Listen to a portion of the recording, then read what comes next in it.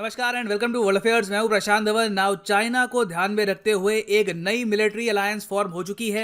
USA, UK और Australia तीनों ने मिलकर बनाया है एक नया ग्रुप जिसका नाम है AUKUS ऑकस। ये अपने आप में एक मिलिट्री अलायंस है, एक डिफेंस पैक्ट है और टू बी ऑनेस्ट यहाँ पर मेन फोकस होगा कि कैसे यूके और यूएसए ऑस्ट्रेलिया को मिलिटरीली पावरफुल बना सकते हैं। ऑस्ट्रेलिया को कैसे ये सबमरीन्स, शिप्स, वेरियस टाइप का जो डिफेंस इक्विपमेंट है ये प्रोवाइड कर सकते हैं। नाउ इसकी जो अनाउंसमेंट है ये करी गई थी वर्चुअली। ये जो सारे लीडर्स हैं इकट्ठा, ये फिजिकली एक जगह पे नहीं आए। यहाँ पर आप देख पाओगे इस तरीके से जो लीडर्स हैं इन्होंने आपस में बातचीत करी और दुनिया को बताया ऑकस के बारे में। मगर जो बाइडेन से यहाँ पर एक गलती हो गई कि इस पूरी मीटिंग के दौरान ये ऑस्ट्रेलिया के प्राइम मिनिस्टर का नाम भूल गए।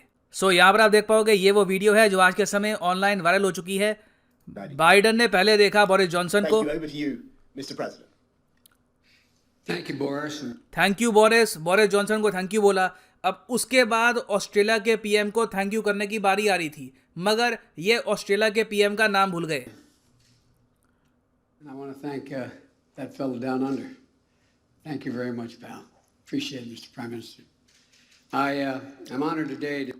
तो जैसे कि आपने देखा स्कॉट मॉरिसन, इनके माइंड से जो ये नाम है ये हट गया था। इन्होंने ये कहा कि मैं जो ये बंदा है ना जो डाउन अंडर से आया है, ऑस्ट्रेलिया को आपको पता होगा लैंड ऑफ डाउन अंडर भी कहते हैं क्योंकि जोग्राफिकली ऑस्ट्रेलिया बहुत साउथ में आता है। तो उन्होंने कहा कि ये जो आदमी है फ्रॉम डाउन अंडर, इसको भी मैं थैंक यू करना चाहता हूँ। Thank you prime minister.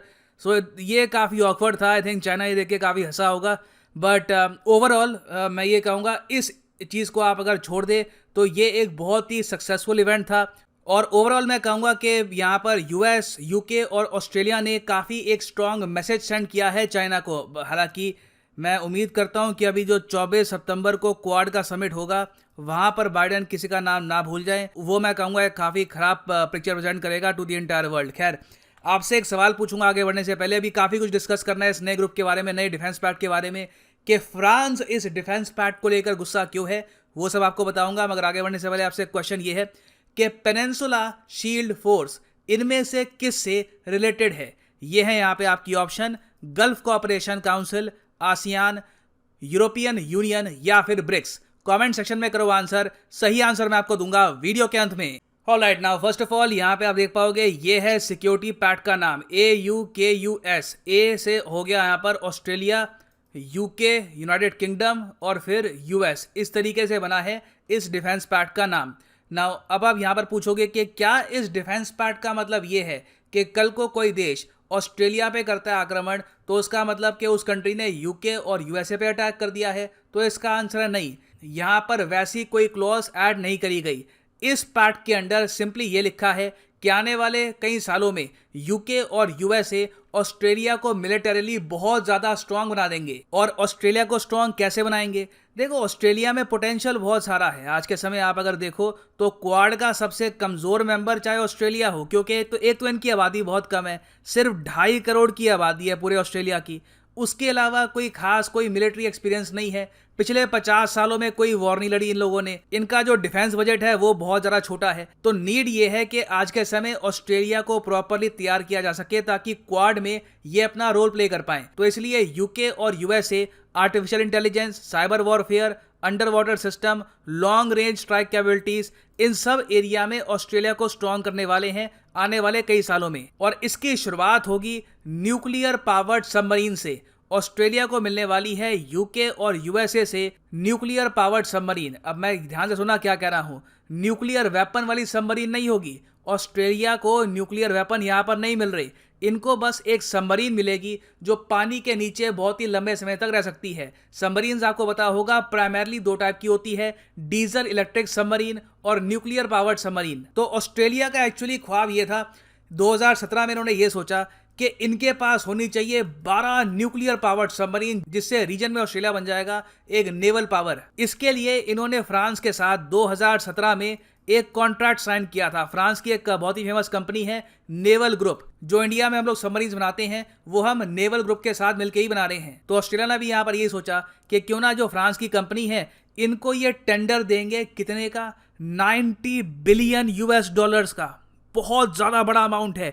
India का जो साल का डिफेंस बजट होता है ये लगभग 70 टू 75 बिलियन डॉलर्स के आसपास का होता है। तो ये एक अपने आप में ह्यूज कॉन्ट्रैक्ट था, मगर ये जो यहाँ पर परचेज करने वाले थे फ्रांस से, ये बहुत ही स्लोली आगे बढ़ने वाली थी, क्योंकि ऑस्ट्रेलिया में भारत की तरह कोई डिफेंस मैन्युफैक्चरिंग कैपेसिटी है नहीं। तो इन लोगों ने क्या करना था, सारा काम देना था फ्रांस को, और फ्रांस इनके लिए जो ये न्यूक्लियर पावर्ड सबमरीन्स हैं ये आराम से मैन्युफैक्चर करके सेंड करता ना। ऑस्ट्रेलिया को गुस्सा इस बात पे आ रहा था कि बहुत ज्यादा टाइम लग रहा था फ्रांस को ये सारा कॉन्ट्रैक्ट पूरा करने में। फ्रांस ने यह कहा कि जो ऑस्ट्रेलिया की 12 न्यूक्लियर पावर्ड सबमरीन है इसकी डिलीवरी शुरू होगी 2032 में। ये बात सुन के ऑस्ट्रेलियंस ने सोचा कि तब तक तो दुनिया कहां से कहां पहुंच जाएगी, 2032 तक कौन वेट करेगा। और उसमें भी फ्रांस ने यह कहा 2032 में पहली सबमरीन आएगी, उसके बाद बाकी और सबमरीन धीरे धीरे हम और आपके लिए सेंड करेंगे। तो इसलिए ऑस्ट्रेलिया ने उस टाइम 2018-19 के आसपास जो फ्रांस के साथ डील है ये कर दी फ्रीज, और अब अचानक से इन्होंने अनाउंस किया है कि जो न्यूक्लियर पावर्ड सबमरीन ऑस्ट्रेलिया को चाहिए ये मिलेगी सीधा यूएसए और यूके से। तो मतलब कि जो 90 बिलियन डॉलर फ्रांस को मिलने वाले थे अब मिलेंगे यूएसए और यूके की डिफेंस कंपनीज को। तो आप अगर इंडियन पर्सपेक्टिव से देखें तो ये न्यूज़ काफ़ी अच्छी है। काफ़ी अच्छी इसलिए है क्योंकि ऑस्ट्रेलिया अगर स्ट्रांग होता है तो बिल्कुल इंडिया को फायदा मिलेगा, चाइना पर इससे और प्रेशर ऐड होगा। दूसरी बात यहाँ पर यह है कि सिंस फ्रांस को ये कॉन्ट्रैक्ट नहीं मिला तो फ्रांस के लिए इंडिया की इंपॉर्टेंस और भी ज़्यादा बढ़ जाएगी, क्योंकि अभी भी फ्रांस को उम्मीद ये है कि हम लोग फ्रांस से 36 और रफाल परचेज करेंगे, उनसे और अभी शिप्स हम परचेज करेंगे।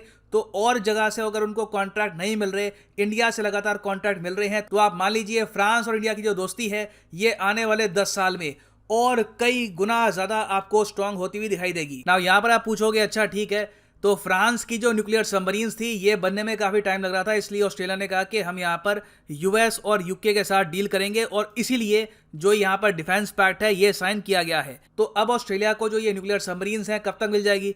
देखिए ये अब बात कर रहे हैं कि कुछ सबमरीन्स यूएस यूके से बन के आएंगी और कुछ सबमरीन्स ऑस्ट्रेलिया में ही ये बनाएंगे। ऑस्ट्रेलिया में अभी के लिए मैन्युफैक्चरिंग कैपेसिटी सेटअप करने में ही इनको 1.5 साल लगेगा, ठीक है। उसके बाद ये मैन्युफैक्चरिंग स्टार्ट करेंगे। तो किसी भी हालत में आप अगर देख लो तो मुझे लगता नहीं है कि ऑस्ट्रेलिया को एक न्यूक्लियर पावर्ड सबमरीन 2025-26 से पहले मिलने वाली है ना। एक प्रश्न यहाँ पे आप पूछ सकते हैं कि इस डिफेंस पैक्ट में न्यूजीलैंड को ऐड क्यों नहीं किया? न्यूजीलैंड ऑस्ट्रेलिया तो ऑलमोस्ट भाई भाई जैसे ही हैं, जहाँ भी देखो ये दोनों कंट्री साथ में ही मिलके चलते हैं, स्पोर्ट्स की फील्ड हो या फिर कई और। तो यहाँ पे न्यूजीलैंड को ऐड क्यों नहीं किया? देखो यहाँ पर इशू आता है न्यूजीलैंड के न्यूक्लियर पावर पे बैन का। न्यूजीलैंड एक ऐसा देश है जिसने ऑल टुगेदर न्यूक्लियर पावर पे लगा रखा है कंप्लीट बैन, और सिंस इस डिफेंस पैक्ट में बहुत ही इंपॉर्टेंट कंपोनेंट है न्यूक्लियर पावर्ड सबमरीन, जिसको चलाने के लिए आपको क्या चाहिए?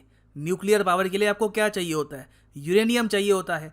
तो उसमें सिंस न्यूजीलैंड कुछ भी इन्वॉल्वमेंट नहीं चाहता था तो इसलिए न्यूजीलैंड को यहाँ से बाहर रखा गया है। अब यहाँ पे आप पूछोगे अच्छा वेट यूरेनियम, ओके, तो अब ऑस्ट्रेलिया को यूरेनियम चाहिए होगा ना। ऑस्ट्रेलिया में यूरेनियम तो है मगर इनके पास यूरेनियम को एनरिच करने की फैसिलिटी तो है नहीं।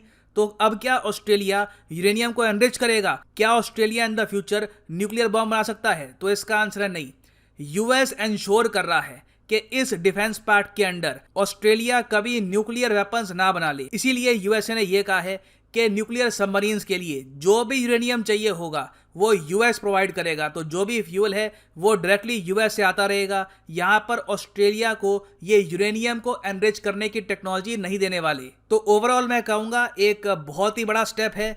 चाइना को डेफिनेटली इससे एक कंपटीशन मिलेगा रीजन में, क्वाड का एक मेंबर और जरा स्ट्रांग हो जाएगा। It is good news for India but it is bad news for China. ना वापस आते हैं उस क्वेश्चन पे जो मैंने आपसे पूछा था कि पेनिनसुला शील्ड फोर्स इनमें से किससे एसोसिएटेड है? Gulf cooperation council, ASEAN, European union या फिर ब्रिक्स? तो सही उत्तर यहाँ पे है option A, gulf cooperation council, GCC. Peninsula force basically military arm है of the gulf cooperation council, जहां पे आपको मिलेंगे ये सब देश Bahrain, Kuwait, Oman, Saudi Arabia, Qatar और यूनाइटेड अरब एमिरेट्स। और फाइनली यहाँ पर मैं ये भी ऐड कर दूं कि अनअकैडमी के यूपीएससी कोर्सेज पे चल रहा है मेगा डिस्काउंट। कमेंट सेक्शन में जाओ, पिन कमेंट में आपको मिलेगा ये लिंक, इस लिंक पे कर दो क्लिक और यहाँ पे आप परचेज कर सकते हैं ये यूनिक कॉम्बो पैकेज, जिसके अंडर आपको अनअकैडमी देता है opportunity to prepare for UPSC prelims, mains and optional all in one course. ये सारे कोर्सेज अलग अलग परचेज करोगे तो वैसे ही 10 से लेकर 15,000 रुपये आपको एक्स्ट्रा पे करने होंगे।